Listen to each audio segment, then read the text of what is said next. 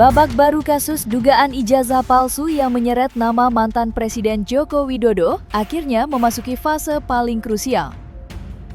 Polda Metro Jaya secara resmi menyatakan berkas perkara Roy Suryo CS sudah lengkap alias P21. Status ini pun menjadi pukulan telak yang membuat kubu Roy Suryo kini benar-benar berada di ujung tanduk. Tak butuh waktu lama, tim hukum Presiden ke-7 Republik Indonesia yang dipimpin oleh Rifai Kusumanegara langsung melayangkan 5 reaksi menohok yang siap meruntuhkan seluruh pembelaan pihak lawan. Mulai dari pengakuan mengejutkan bahwa Jokowi sudah memprediksi status P21 ini sejak awal, hingga kesiapan beliau untuk hadir langsung di persidangan sambil memamerkan ijazah aslinya secara runtut dari SD hingga 1. Tidak hanya itu, tim hukum juga menegaskan pintu damai kini telah tertutup rapat, seolah memberi sinyal kuat bahwa jeruji besi kini tengah menanti Roy Suryo dan rekan-rekannya. Lantas, apa saja 5 poin serangan balik mematikan dari tim hukum Jokowi yang membuat Roy Suryo mati kutu? Kita bedah ulasan selengkapnya.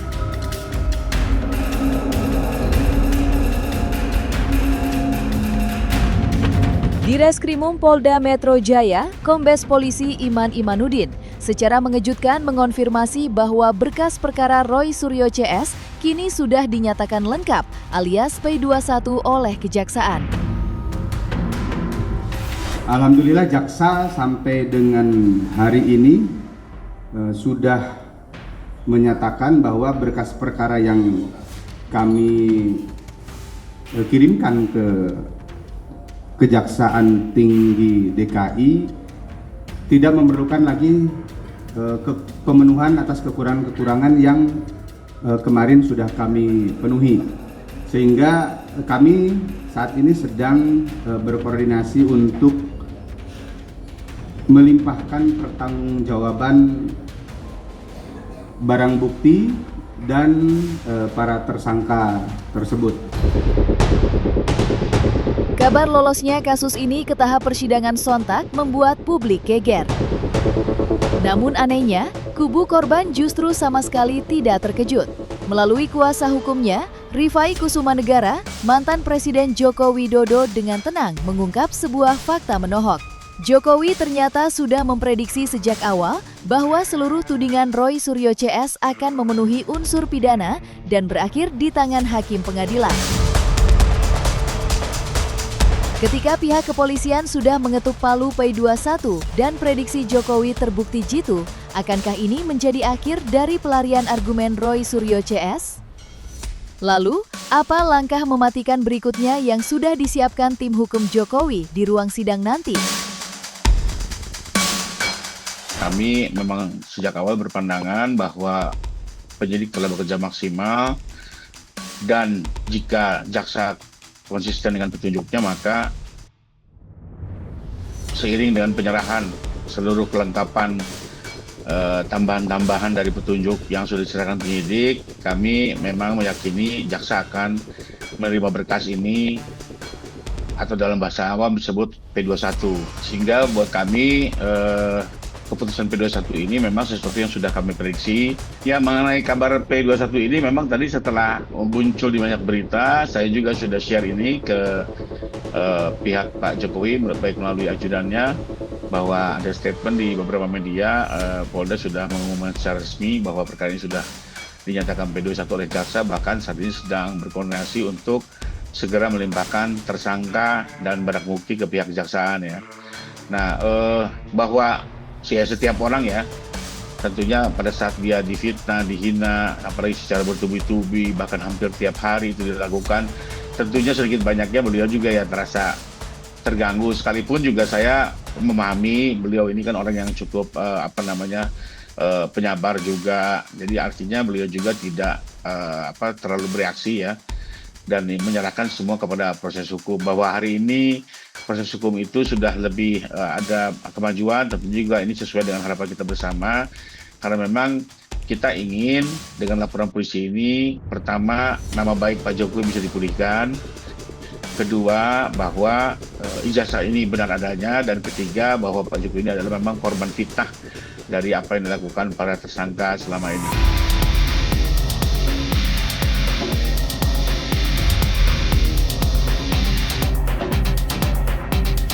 Menghadapi persidangan kasus dugaan ijazah palsu yang sudah di depan mata, mantan Presiden Joko Widodo siap memberikan kejutan besar di ruang sidang.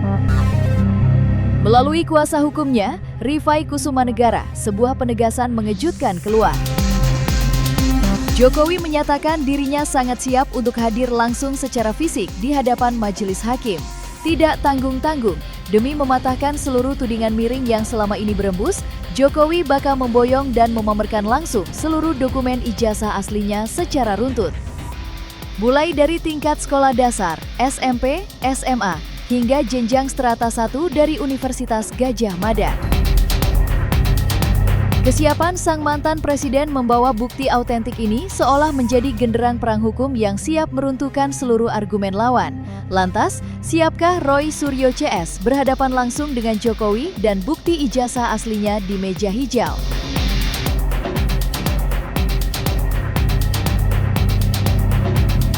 Pada akhirnya memang perkara ini dinyatakan P21 dan siap disidangkan oleh pihak kejaksaan. Ini memang sesuatu yang sudah kami kaji sejak awal, karena kami meyakini laporan ini memang didasari oleh fakta-fakta yang memang benar adanya, ya, dan juga sesuai dengan koridor hukum yang berlaku, bahwa di Indonesia ini kita masih mengenal adanya pasal fitnah, pasal penghinaan, yang memang itu diadakan sebagai bentuk perlindungan kepada warga negara yang memang merasa terfitnah atau tercemarkan nama baiknya oleh perilaku warga negara lainnya. Sejauh ini sih saya baru komunikasi dengan ajudannya menyampaikan akan diteruskan ke Bapak, ya.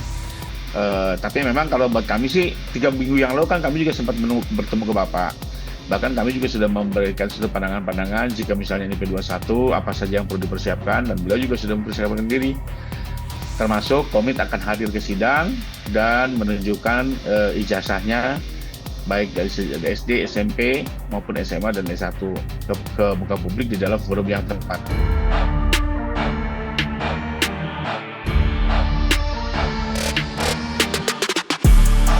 Pasca berkas perkara resmi dinyatakan lengkap atau Per21, gelombang kepanikan diduga kuat tengah melanda pihak tersangka. Tim hukum mantan Presiden Joko Widodo, Rifai Kusumanegara, membongkar habis gelagat tak biasa dari kubu lawan. Menurutnya, Roy Suryo CS kini benar-benar berada dalam posisi yang kian terpojok. Bukannya menyiapkan strategi hukum yang matang untuk di ruang sidang, kubu Roy Suryo justru dinilai mulai panik dan melontarkan tudingan ke sana kemari, hingga menyalahkan semua pihak demi menyelamatkan diri.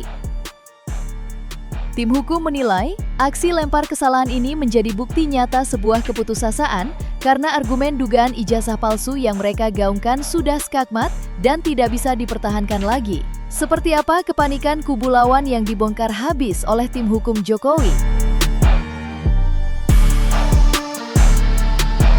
Ya, selama ini kan memang kita ketahui bahwa Pak Roy Suryo CS memang selalu sikapnya seperti itu, ya. Manakala pihak atau institusi tidak sesuai dengan kepentingannya, maka langsung dia menyerang, mendiskreditkan, ya. Dan itu sudah kebiasaan beliau selama ini, dan kita tidak perlu gusar atau terbawa dengan pandangan itu, ya. Sebagai contoh aja, pertama kali kan justru TPUA yang melaporkan Pak Jokowi seolah menggunakan ijazah palsu ke Mabes Polri. Nah, kalau memang tidak percaya dengan Polri, kenapa mau membuat laporan ke Mabes Polri, gitu kan?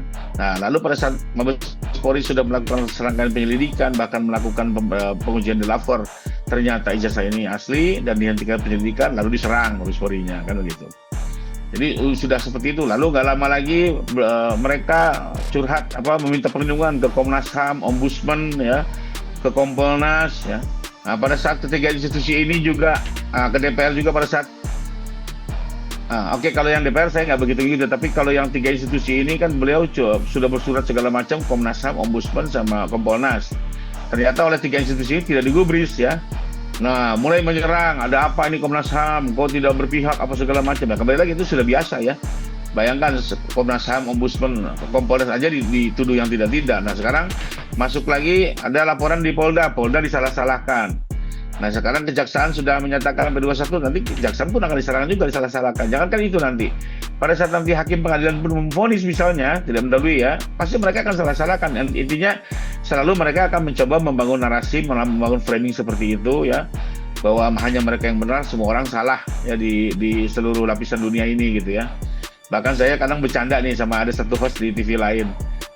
Kalau sampai misalnya malaikat turun ke bumi pun bilang ini jasa asli, bisa disalah-salahin juga tuh malaikat gitu ya. Jadi apalagi yang ada di dalam dunia ini gitu ya, pasti akan disalah-salahkan. Tapi itu biasalah.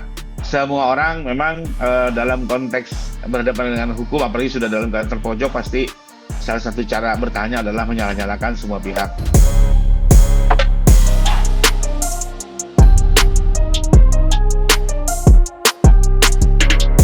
Tameng, pembelaan yang selama ini dibangga-banggakan oleh kubu Roy Suryo CS kini resmi dihantam ombak hukum yang mematikan. Sebelumnya, mereka selalu berkelit dan merasa aman dengan dalih bahwa tudingan ijazah palsu terhadap mantan Presiden Joko Widodo adalah produk dari sebuah penelitian ilmiah. Namun, argumen tersebut kini dipastikan mentah. Tim hukum Jokowi, Rifai Kusumanegara, menegaskan bahwa klaim hasil penelitian tersebut kini sudah resmi skakmat seiring masuknya kasus ini ke ranah persidangan. Tim hukum siap membongkar semuanya di hadapan majelis hakim untuk membuktikan apakah lembaran kertas yang dibawa Roy Suryo CS itu benar-benar sebuah penelitian yang sahih atau justru sekadar bungkus dari sebuah fitnah bermotif politik. Di bawah sumpah pengadilan, akankah dokumen yang disebut penelitian itu mampu bertahan atau justru menyeret Roy Suryo CS lebih dalam ke jeruji besi? Ya, jadi mereka sebenarnya udah nggak ada jalan lain, Mbak.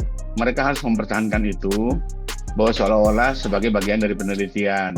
Ini kan sebenarnya cara pembelaan yang terlalu umum ya. Sudah banyak sekali dilakukan oleh banyak pengacara di mana kalau mulai terbukti melakukan fitnah maka seolah-olah dalam rangka penelitian. Makanya berulang kali saya sampaikan, waktu kami menyampaikan laporan di tanggal 30 April 2025 itu, yang kami laporkan itu kan peristiwa Januari hingga April 2025. Ada 31 rekaman di sosial media dan tidak ada satu statement pun mereka sedang melakukan penelitian. Mereka secara nyata berulang-ulang menyatakan Pak Jokowi gunakan ijazah palsu, tidak pernah berkuliah, bahkan 1 triliun % palsu, nusa kambangkan Jokowi dan segala macam lah kalimatnya ya. Nah di situ sama sekali tidak ada bahasa-bahasa penelitian. Baru setelah kami laporkan, beberapa saat kemudian mereka menyusun strategi ya, lalu membangun soal itu penelitian. Dan itu diakui sendiri oleh pengacaranya Rizwan saat ini.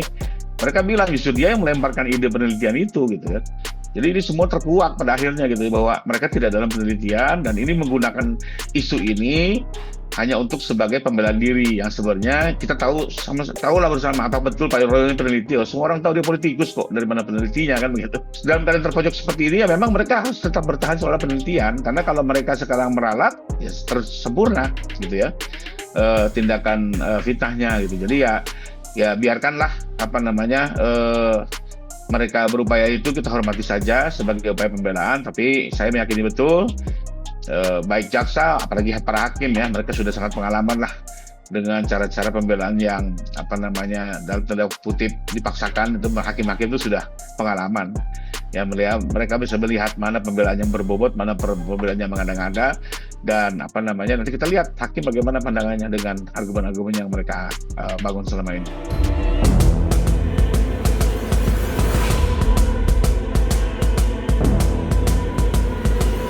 Harapan untuk bisa menyelesaikan kasus dugaan ijazah palsu ini lewat jalan damai dipastikan telah sirna tak bersisa.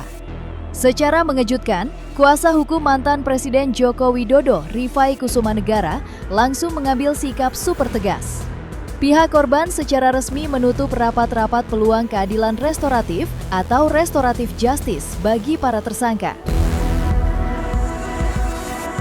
Tim hukum menyatakan bahwa penyelesaian di luar pengadilan sangat sulit untuk terrealisasi dalam kasus ini, mengingat dampak gaduh yang sudah ditimbulkan. Dengan tertutupnya pintu mediasi tersebut, tim hukum Jokowi seolah melempar isyarat paling mengerikan jelang persidangan, bahwa tidak akan ada ampun dan jeruji besi kini tengah menanti untuk mengurung Roy Suryo serta rekan-rekannya.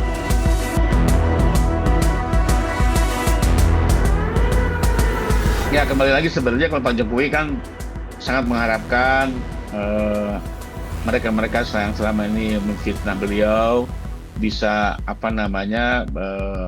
melakukan introspeksi, bahkan berharap menghentikan dan komit untuk tidak melanjutkan. Di sisi lain Pak Jokowi pun siap memberikan energi. Tapi kan kenyataannya tidak semua mencoba menginsafi itu. Ya, semua masih ada beberapa yang sudah bisa menerima energi dan kami mengapresiasi ya. Tapi juga ada yang tetap bertahan, ya itu semua adalah hak daripada masing-masing. Yang tentunya secara hukum, manakala dia tidak mengikuti RJ maka harus diajukan ke persidangan. Secara khusus untuk Pak Roy, ini nothing personal ya, nggak ada Pak Jokowi bilang bahwa tidak mau memaafkan atau apapun itu. Tapi memang untuk Pak Roy ini memang sulit mendapat RJ karena beliau ini sudah pernah menjalani pidana, bahkan pidana ini juga dengan korban Pak Jokowi juga gitu. Jadi waktu yang di kasus Stupa itu kan Pak Roy pernah juga melakukan penghinaan lah ya kepada Pak Jokowi di kasus Stupa dan beliau sudah tervonis. Nah, di dalam hukum ini orang yang mendapatkan RJ itu adalah orang yang baru pertama kali melakukan tindak pidana, itu syaratnya. Jadi bahwa Pak Roy tidak dapat RJ itu bukan karena Pak Jokowi mau atau tidak mau, tapi memang hukum melarang itu. Karena RJ itu hanya diberikan kepada orang yang baru pertama kali melakukan tindak pidana. Sedangkan orang yang sudah pernah melakukan pidana atau dalam bahasa sehari-hari kita sebut namanya residif, maka tidak mungkin lagi dia memperoleh restoratif justice. Pasti kita pengen ekspresi mengedepankan estetika disampaikan. jelas tadi mendengarkan.